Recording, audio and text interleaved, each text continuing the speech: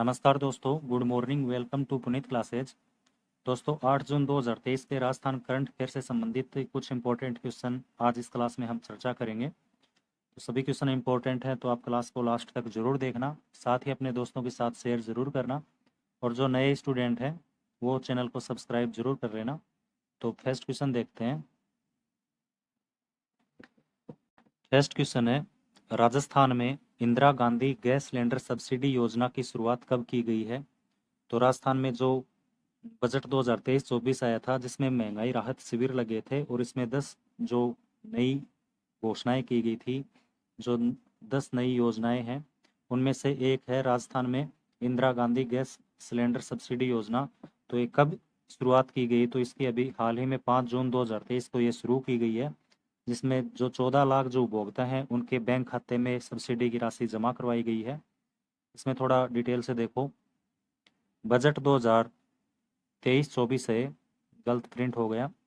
इसमें राजस्थान सरकार द्वारा विभिन्न घोषणाएं की गई, जिसमें राज्य के बीपीएल व उज्ज्वला योजना के जो लाभार्थी हैं उनको 500 रुपये में गैस सिलेंडर का वितरण किया जाएगा। इस योजना का जो नाम है वो Indira Gandhi gas cylinder subsidy योजना किया गया है, जिसकी शुरुआत 5 जून 2023 से की गई है। इस योजना में 76 लाख परिवारों को इसका सीधा लाभ मिलेगा और अभी हाल ही में 5 जून 2023 को 14 लाख जो उपभोक्ताएं हैं, ये उपभोक्ता हैं, इनको सब्सिडी वितरित की गई है। नेक्स्ट क्वेश्चन है, वित्त वर्ष 2022-23 में पवन ऊर्जा उत्पादन में सालाना आधार पर जो उच्चतम वृद्धि हुई है, इसके लिए किस राज्य को पुरस्कृत किया जाएगा?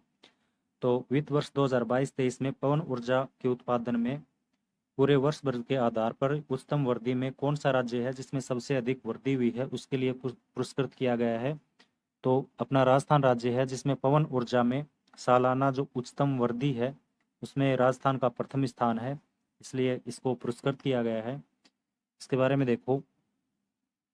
केंद्रीय नवीन एवं नवीनीकरण ऊर्जा मंत्रालय द्वारा दिल्ली में 15 जून 2023 को ग्लोबल विंड डे कार्यक्रम की शुरुआत की जाएगी। तो 15 जून 2023 को ग्लोबल विंड डे कार्यक्रम है, इसकी शुरुआत केंद्रीय नवीन एवं नवीनीकरण ऊर्जा मंत्रालय द्वारा दिल्ली में इसकी शुरुआत की जा रही है। 2022-23 में पवन ऊर्जा उत्पादन में उच्चतम वृद्धि के लिए इस कार्यक्रम में राजस्थान को पुरस्कृत किया जाएगा। ये इम्पोर्टेंट है कि 2022-23 में जो पवन ऊर्जा का जो उत्पादन हुआ है उसमें सबसे ज़्यादा वृद्धि राजस्थान में हुई है, इसलिए जो ग्लोबल विंड डे कार्यक्रम है इसमें राजस्थान को पुरस्कृत किया जाएगा और इस कार्यक्रम की शुरुआत 15 जून 2023 को होगी। मंत्रालय की बात करें तो केंद्रीय नवीन एवं नवीनीकरण ऊर्जा मंत्रालय है, इसके द्वारा इस कार्यक्रम की शुरुआत की जा रही है। राजस्थान में पवन ऊर्जा से संबंधित कुछ और इम्पोर्टेंट बातें हैं, वो देखो। तो जैसलमेर है, इसको पवन ऊर्जा के लिए पंखुड़ियों का शहर कहा जाता है, क्योंकि सबसे ज़्यादा जो पवन चक्कियाँ हैं वो जैसलमेर जिले के अंदर स्थित हैं, इसलिए जैसलमेर को पंखुड़ियों का शहर कहा जाता है।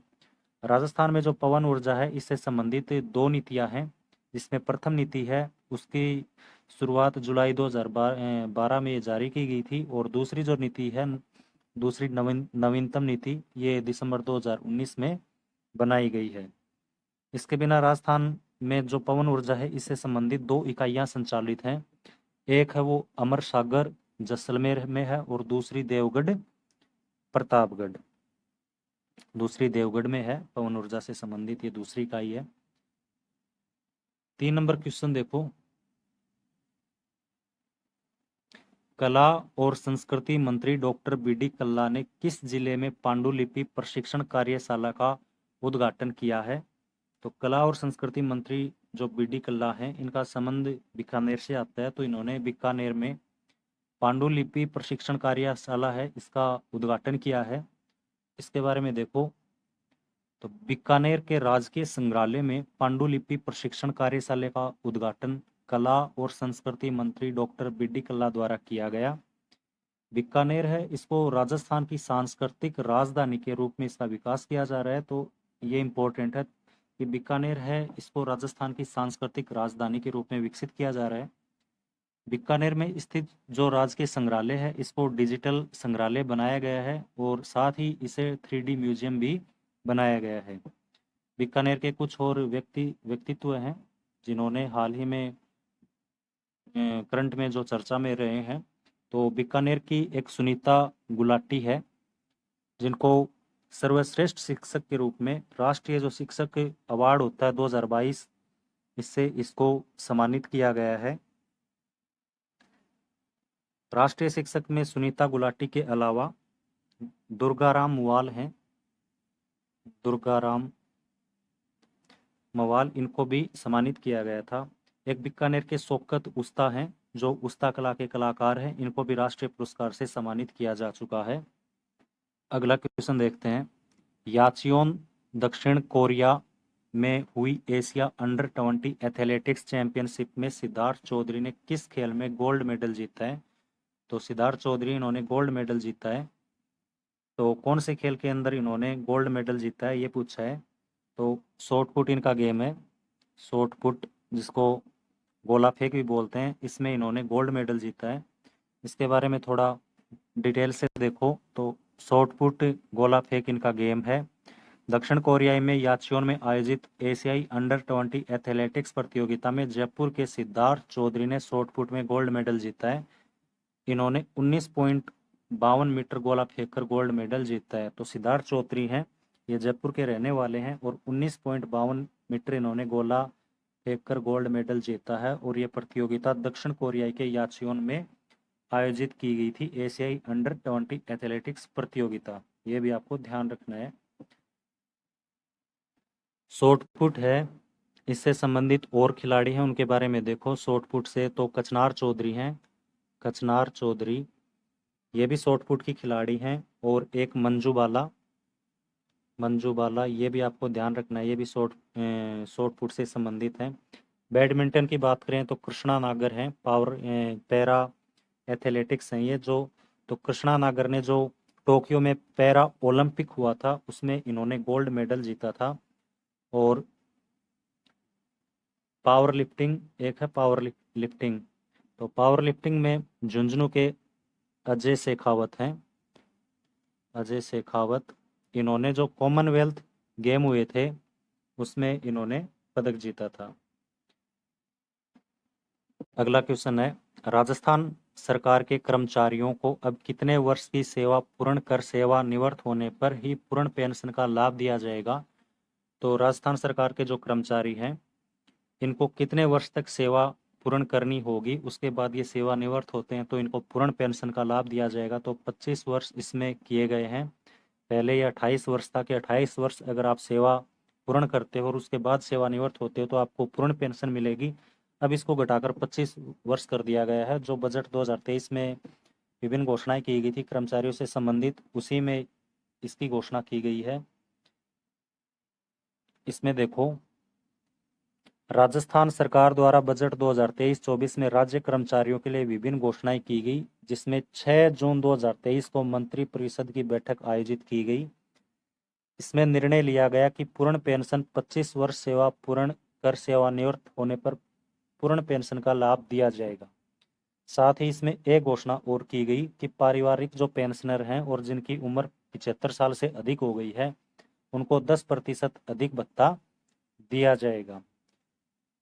इसके बिना और भी इस बजट में घोषणाएं की गई वो देखो। तो बजट 2023 में ओल्ड पेंशन जो स्कीम है ओपीएस उसको लागू करने की घोषणा की गई। कर्मचारियों की जो पदोन्नति होती थी अब उसमें 2 वर्ष का जो अनुभव मांगते थे वो कम कर दिया गया है, मतलब 2 वर्ष इसमें कम कर दिए गए हैं।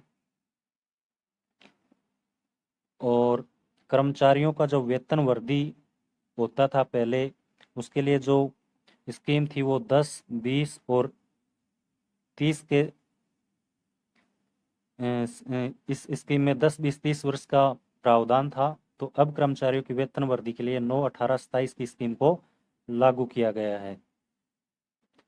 6 नंबर क्वेश्चन है, मुख्यमंत्री ने किस जिले में centre of excellence for road and building construction के निर्माण की स्वीकृति दी है? तो ये क्वेश्चन मैंने आपको पहले भी करवाया है। जयपुर के अंदर रोड एंड बिल्डिंग कंस्ट्रक्शन के लिए जो सेंटर ऑफ एक्सीलेंस है इसका निर्माण की स्वीकृति दी है। अब राजस्थान में और कौन से सेंटर ऑफ एक्सीलेंस हैं, कौन कौन सी जगह पर कौन कौन से एक्सीलेंस सेंटर खोले गए हैं, तो उसके बारे में देखो। सीताफल होता है, इसके लिए सेंटर ऑफ एक्सीलेंस चित्तौड़गढ़ में है। अनार का बस्सी जयपुर में है। ड्रैगन फ्रूट होता है, इसका centre of excellence Bassi Jaipur में। जैतून का भी बस्सी ऑफ जयपुर के अंदर ये सेंटर ऑफ एक्सीलेंस है।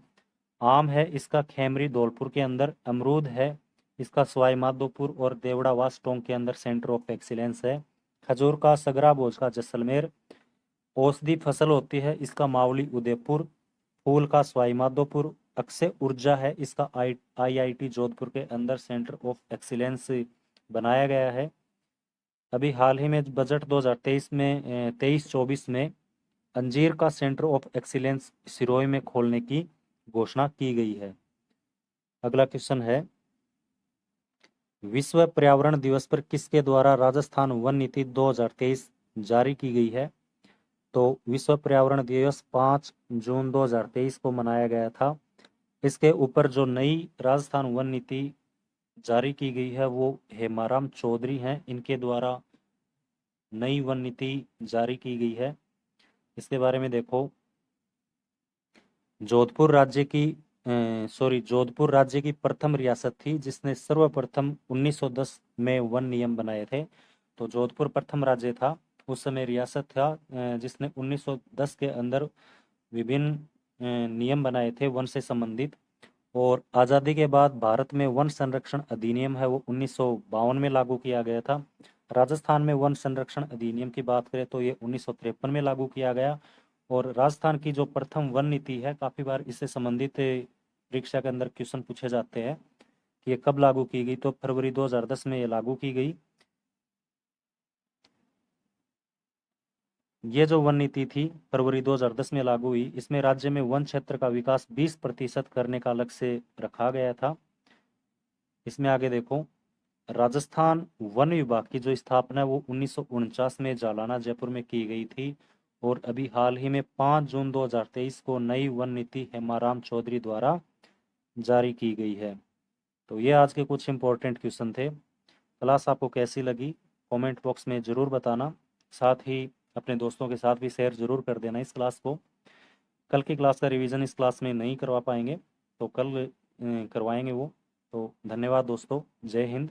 हाँ, एक चीज़ और, अगर इस क्लास की अगर आपको पीडीएफ चाहिए तो पुनीत क्लासेज का जो टेलीग्राम चैनल है उसका लिंक मैं नीचे डिस्क्रिप्शन बॉक्स में पिन कर दूंगा, वहाँ से आप इसकी पीडीएफ प्राप्त कर सकते हो। धन्यवाद दोस्तों।